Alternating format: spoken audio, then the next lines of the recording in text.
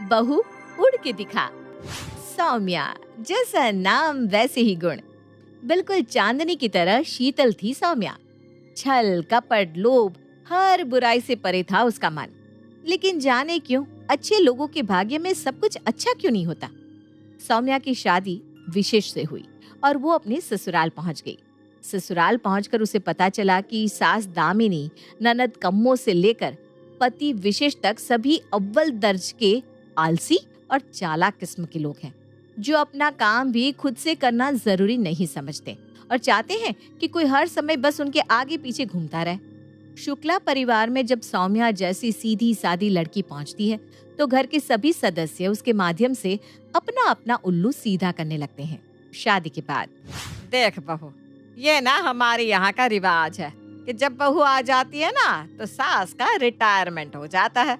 सास का फर्ज बस इतना ही रह जाता है कि वो बहू को घर की सारी जिम्मेदारी और काम समझा दे और एक कोने में बैठकर बहू के हाथ की गर्मा गर्म रोटियों का स्वाद ले। आप फिक्र मत करिए मम्मी जी, आप ठीक कहती हैं।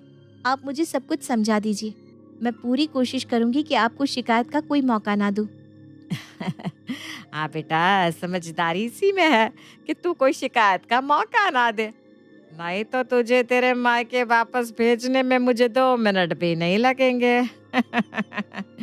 मैं उन सासुओं में से नहीं हूँ जो बहू को बेटी बेटी करके सर पर बिठाती है। मैं तो सीधी बात करती हूँ। बेटी तो मेरे घर में पहले से है। हम तो ब्याह कर बहू लाए हैं और बहू बहू के दायरे में रहती हुई ही अच्छी लगती है। मेरे दोनों बेटे और बेटी सुबह 9 बजे तक निकल जाते हैं, इसलिए मुझे कोई बहानेबाजी नहीं चाहिए। उनके ऑफिस के निकलने के पहले तुझे सबका टिफिन तैयार करना है और नाश्ता बनाकर टेबल पर लगाना है और सुबह 6 बजे चाय मुझे मेरे टेबल पर मिल जानी चाहिए। ठीक है मम्मी जी, मैं समय से सबका टिफिन तैयार कर दिया करूंगी। और हाँ, यहाँ कोई नौकरानी तो है नहीं, इसलिए घर की साफ सफाई बर्तन सब तुझे ही करना होगा। मम्मी जी, मैं सब काम करना जानती हूँ, आप चिंता मत करिए, मैं सब देख लूंगी। सौम्या की सास सौम्या के साथ बहुत ही सख्त रवैया अपना रही थी, लेकिन सौम्या अपने सरल स्वभाव के कारण उनकी किसी भी बात को दिल पर नहीं लेती और हमेशा सम्मान से ही अपनी सास के साथ बात किया करती। घर में देवर, सास, ससुर, पति, ननद सभी के कामों को वो हंसते हंसते करती थी। भाभी, कल मुझे ऑफिस में एक प्रेजेंटेशन देनी है। आपको पावर पॉइंट अच्छे से आता है ना, तो आपको मेरी हेल्प करनी होगी। कम्मो, कल तो मुझे बाजार जाकर महीने भर का राशन लेकर आना है। कल तो मुझे बिल्कुल समय नहीं मिल पाएगा। भाभी देखो, ये बहानेबाजी ना मत करो। मुझे लग रहा है कि आपको प्रेजेंटेशन बनानी आती है, इसलिए आप भाव खा रही हैं। अरे अपनी ननद के लिए आप थोड़ा सा टाइम नहीं निकाल सकती? पूरा दिन घर में ही तो रहती है, किसी और टाइम चले जाओ बाजार। देखो कम्मो, बाकी समय मुझे और भी तो काम रहते हैं ना। 3 टाइम का खाना बनाना होता है, आप सबके कपड़े धोकर प्रेस करने होते हैं, घर की साफ सफाई करनी होती है। ज्यादा काम का पहाड़ा मत पड़ा मेरी बेटी को। बता तो ऐसे रही है जैसे पता नहीं कितना पहाड़ तोड़ती है। अरे घंटे 2 घंटे का भी काम नहीं है ये सब जो तू गिनवा रही है। बाकी पूरा दिन खाली तो रहती है।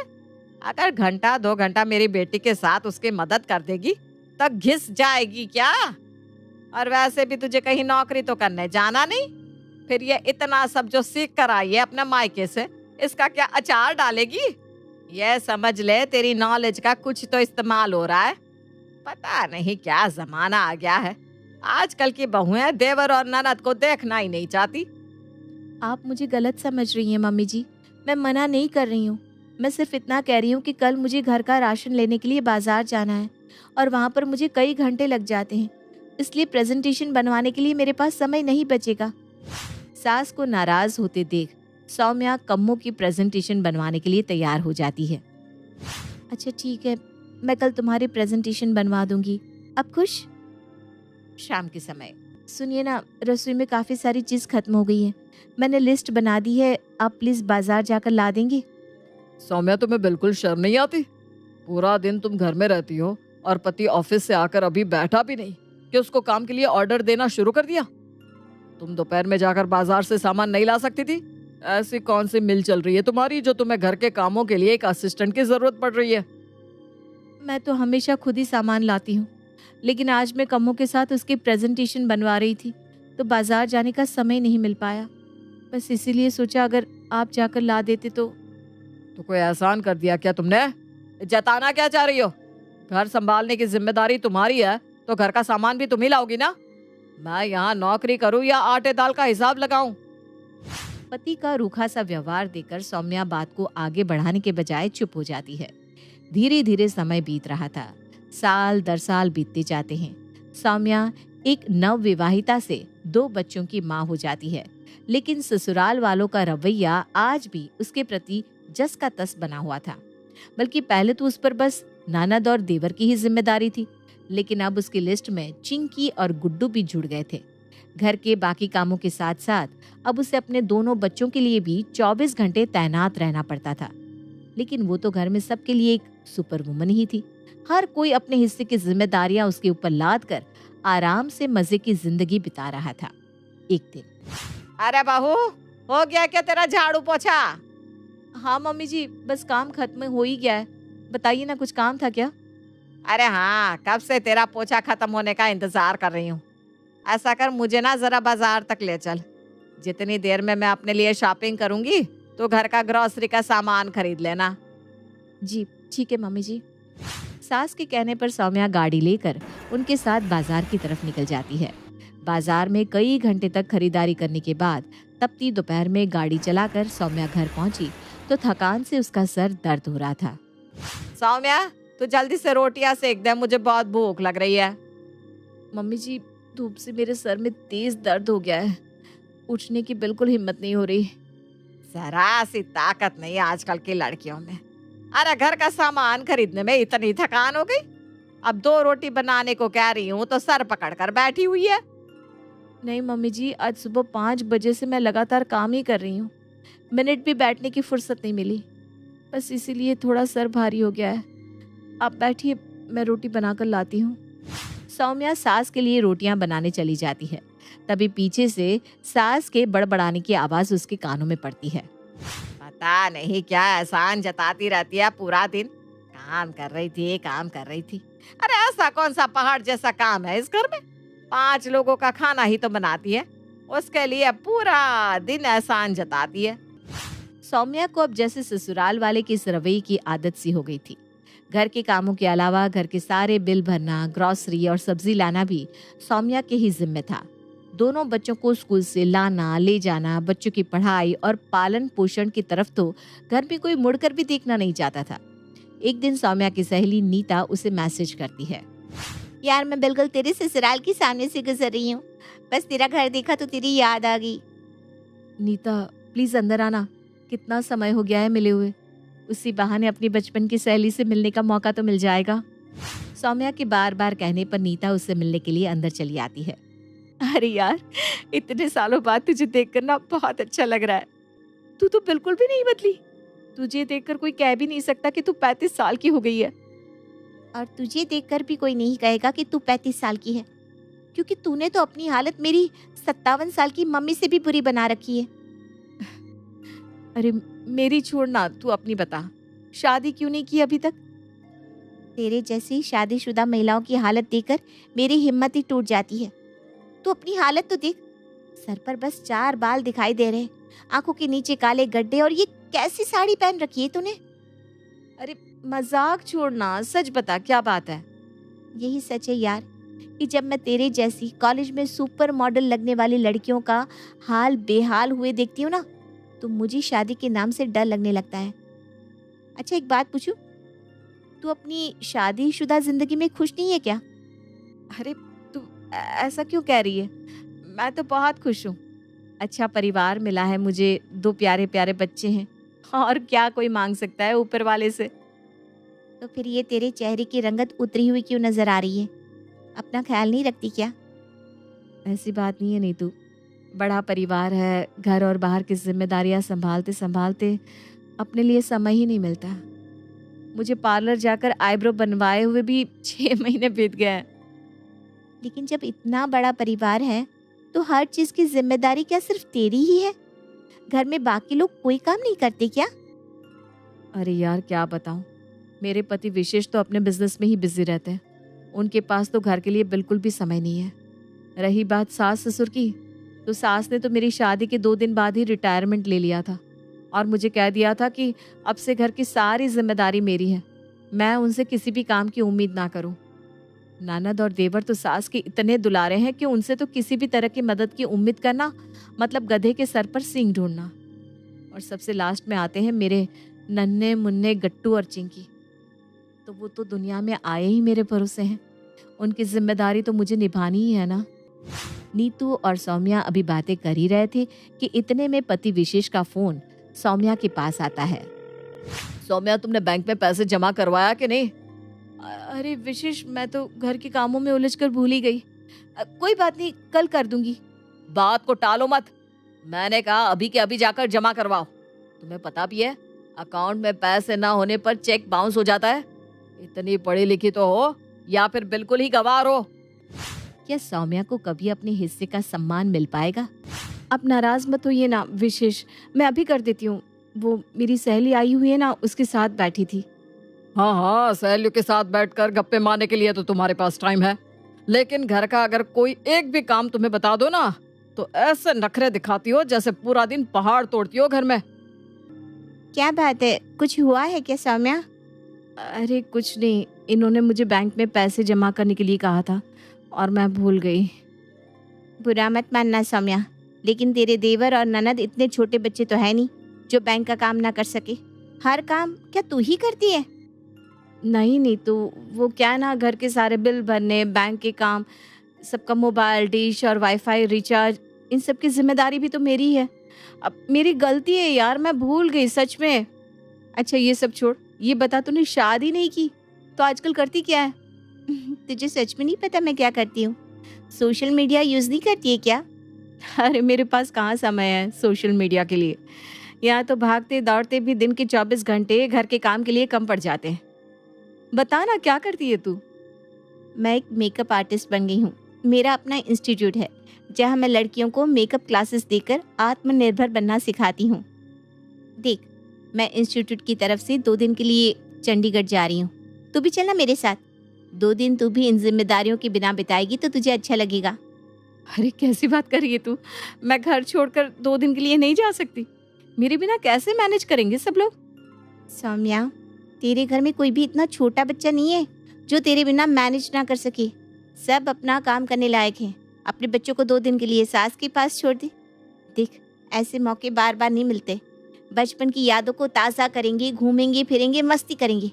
और तू सेमिनार भी अटेंड करना, तुझे कॉन्फिडेंस आएगा। अरे 2 दिन के लिए चली जाऊंगी तो सबका खाना कौन बनाएगा? माँ जी को तो मालिश कराए बिना रात में नींद ही नहीं आती, और घर के बाकी सारे काम कैसे होंगे? अरे नहीं हो पाएगा यार, I am really very sorry.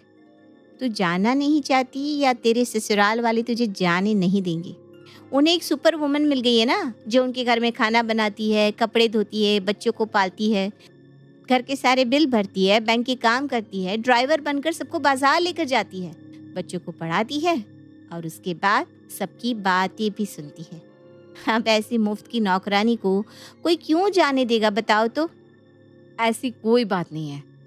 विशेष और माँ जी मुझे जाने से नहीं रोकेंगी, लेकिन ये मेरा घर है। मैं जो कुछ भी कर रही हूँ वो मेरी जिम्मेदारी है, और इस तरह अपनी जिम्मेदारियों को छोड़कर भागना मुझे ठीक नहीं लग रहा। गलत फहमी में जी रही है तू सौम्या।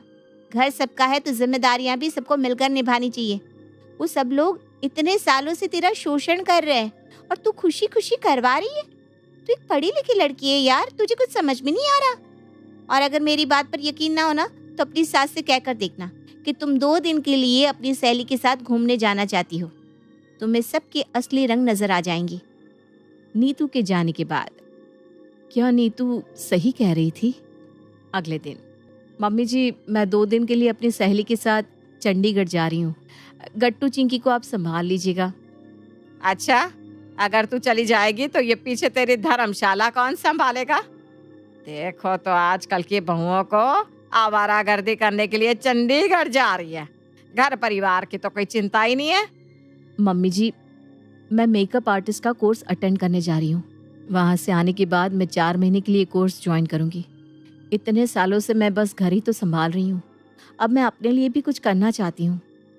अच्छा, और क्या होगा कोर्स करके? और पैसे कहाँ से आएंगे तेरे मायके से?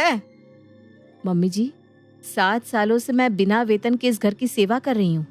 क्या मुझे अपने लिए 2 दिन की छुट्टी भी नहीं मिल सकती? और जब मैं दिन रात सेवा इस घर की कर रही हूँ तो मेरे खर्चे मेरे मायके वाले क्यों उठाएंगे? कभी 2 पैसे कमाओगी ना, तब पैसों की कीमत समझ आएगी। अरे 2 वक्त का खाना ही तो बनाती हो, ऐसी क्या सेवा कर रही हो जिसके लिए एहसान दिखा रही हो मुझे? जितना काम तुम करती हो ना, किसी भी नौकरानी को 2000 रुपए देकर धौंस से करवा सकती हूँ। तो ठीक है ना माँ जी, आप रख लीजिए नौकरानी और करवा लीजिए उससे काम। मैंने सोच लिया है, ये कोर्स तो मुझे करना ही है। अगर तुम जाओगी तो इस बात का ध्यान रखना, फिर लौट कर नहीं आओगी। विशेष की बात का जवाब दिए बगैर ही सौम्या उठकर अपने कमरे में जाती है और अपना सामान पैक करके 2 दिन के लिए नीतू के साथ चंडीगढ़ के लिए निकल जाती है। नीतू, पता नहीं क्यों मुझे बार बार ऐसा लग रहा है कि कहीं मैंने कोई गलती तो नहीं कर दी ना। सौम्या, तूने कोई गलती नहीं की है। अरे अपनी 8 साल की शादी में अगर तू 2 दिन अपने लिए जी लेगी तो क्या हो जाएगा? मम्मी, आप अभी तक सो रही हो? अरे जल्दी उठो, मेरे लिए लंच बना दो, नहीं तो मुझे पूरा दिन भूखा ही रहना पड़ेगा। हे भगवान, आज तो मेरे कपड़े भी प्रेस नहीं है, आज तो पक्का लेट होने वाली हूँ। मम्मी, मेरा ट्रैक सूट कहाँ है? मुझे जिम जाने के लिए लेट हो रहा है। आँख खुली नहीं कि दोनों मेरे सर पर नाचने लगे। मुझसे इतनी भाग दौड़ नहीं होने वाली। अपनी चीजों की जिम्मेदारी खुद लो। अरे मुझे क्या पता तेरा ट्रैक सूट कहाँ है? और कम्मो, तू क्या मुझे ऑर्डर चला रही है? हैं? फटाफट नहाकर रसोई में आ जा और मेरे साथ नाश्ता बनवा। अबे सुमरा, मैं ये बूढ़ी माँ तुझे रोटियां बना कर देगी क्या? कुछ तो शर्म कर। अरे मम्मी, आपसे तो अच्छी भाभी है, हमारा सब सामान टाइम पर तैयार कर देती है और कभी आपकी तरह ताने तो नहीं मारती। मम्मी, जल्दी से छोटे का टिफिन तैयार कर दो, फिर उसे स्कूल के लिए रेडी भी तो करना है। अरे तेरी बेटी है, तू उसे नहला धुला कर तैयार नहीं कर सकता? जिसे देखा हर काम के लिए मुझे ही आवाज लगाया जा रहा है। देख विशेष, 2 दिन में ही मेरा तो काम करके दिमाग खराब हो गया है। अपनी बीवी को साफ साफ बोल दे, अगर वो कल शाम तक घर में नहीं आई ना तो फिर मैं उसे घर में घुसने नहीं दूंगी। सौम्या, अगर तुमने जी भर के आवारागर्दी कर ली हो ना तो अब शाम तक वापस घर आ जाओ। हम लोगों को यहाँ इतनी दिक्कत हो रही है और एक तुम हो जो वहाँ सहेलियों के साथ मजे कर रही हो। 2 दिन बाद फोन पर बात कर रहे हो विशेष, और तुम्हें सिर्फ ताने ही मारने याद है? ये भी तो पूछ सकते थे ना कि मैं ठीक हूँ या नहीं। और घर के काम करने की अब आप लोग ना आदत डाल लें, वही अच्छा रहेगा, क्योंकि मैं वापस आने के बाद भी नीतू के साथ मेकअप का कोर्स करने वाली हूँ। मैंने सोच लिया है कि अब मुझे लाइफ में कुछ करना है। तो ठीक है, अब तुम नीतू के साथ ही रहो, यहाँ वापस आने की जरूरत नहीं है।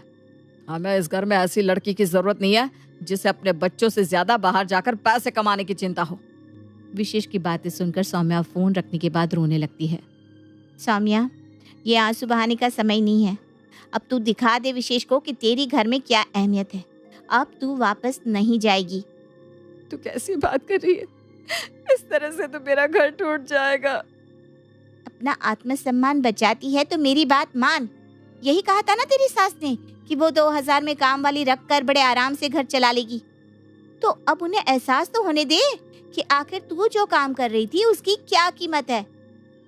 जब 4 दिनों तक भी सौम्या लौट कर नहीं आती तो सास दामिनी का सब्र जवाब दी जाता है। आज ये काम वाली रखकर इस सौम्या की अकड़ ढीली करूंगी। उसके बाद इस सौम्या को तो मैं नाक रगड़ने पर भी वापस नहीं लेकर आऊंगी। दामिनी एक नौकरानी को बुलाती है। कितने लोगों का काम है मेम साहब? 6 लोग हैं। सुबह नाश्ता बनाना है, उसके बाद 2 टाइम का खाना, घर की साफ सफाई और बर्तन, बस यही काम है। मेम साहब, मैं सिर्फ झाड़ू पोछा बर्तन करती है, खाने के लिए आप दूसरी काम वाली रख लेना। झाड़ू पोछा बर्तन और डस्टिंग का मैं 5000 लूंगी। क्या? सिर्फ झाड़ू पोछा बर्तन का 5000? हाँ, और 4 छुट्टी अलग से। थोड़ी देर बाद खाना बनाने वाली आती है। 6 लोगों का 3 टाइम का खाना बनाने का 12,000 लगेगा मैडम। और हाँ, मुझे ना ज्यादा स्पेशल खाना बनाना नहीं आता, और 2 बार से ज्यादा मेहमान आएंगे तो उनका पैसा मैं अलग से लेगी, पहले से बता के रखती है। अच्छा ठीक है, अगर 12,000 दूंगी तो एक दो काम मैं भी ऊपर से करवाऊंगी। ऊपर से का मतलब? बस ज्यादा कुछ नहीं, जैसे कि वॉशिंग मशीन में डालकर कपड़े धोकर सुखा दिए या बच्चों के कपड़े प्रेस कर दिए। ओ मैडम, कपड़े और इस्त्री की 4,000 लेती है मैं। कराना है तो बोलो। अरे मम्मी, कल से छुटकी के एग्जाम स्टार्ट हो रहे हैं, मैं तो उसे टाइम भी नहीं दे पा रहा हूँ। उसकी कहीं ट्यूशन की बात कर लो ना, ऐसे तो उसकी पढ़ाई ठप हो जाएगी। अरे बेटा, मैंने कॉलोनी में ही बात की, 3,000 मांग रही है। बेटा ऐसे घर कैसे चलेगा? ये नास पिटी काम वालिया तो ऐसे मुंह फाड़ फाड़ कर पैसे मांग रही है जैसे पैसे पेड़ पर लगता है। अभी तक 25,000 का हिसाब लगा चुकी हूँ सुबह से। तभी नीतू वहां आ जाती है। मैंने आपकी बातें सुन ली है आंटी जी। अभी तक तो आपने सिर्फ 25,000 की ही गिनती की है, और वो जो आप दिन में 10 बार उसे गाड़ी से यहाँ वहाँ दौड़ाती हैं और ड्राइवर का काम करवाती हैं, 15,000 उसके भी जोड़ लीजिए। और बिना मालिश के तो आपको नींद नहीं आती ना। मालिश वाले का रेट पता किया है आपने? एक बार मालिश करने के 500 रुपये लेती है। उसके हिसाब से 15,000 उसके भी हो गए। आपके 25 साल की कंवारे बेटा बेटी के अलावा आपके दोनों पोते पोती की आया भी तो वही थी ना। आया का खर्च तो पता ही होगा आपको, कम से कम 10,000 रुपये। आपका गणित कमजोर है तो बता देती हूँ, कुल मिलाकर 70,000 होते हैं। आपकी बहू सौम्या घर पर रहकर भी महीने भर में 70,000 रुपये से ज्यादा का काम कर रही थी। उसके दिन रात इतने काम करने के बाद भी आप लोगों ने हमेशा उसे घर में रहकर मुफ्त की रोटियां तोड़ने का ताना ही दिया है। तारीफ की 2 बोल बोलना तो बहुत दूर की बात है, कभी उसे सम्मान की नजर से भी नहीं देखा। गलती हो गई बेटा, तू तो उसकी सहेली है, उसे समझा बुझा कर वापस ले आना। हम वाकई बहुत शर्मिंदा है। हमें समझ में आ गया है कि इतने सालों में उसने परिवार के लिए क्या किया है। दामिनी और विशेष के बार बार माफी मांगने पर सौम्या उन्हें माफ कर देती है और अपने घर वापस लौट आती है।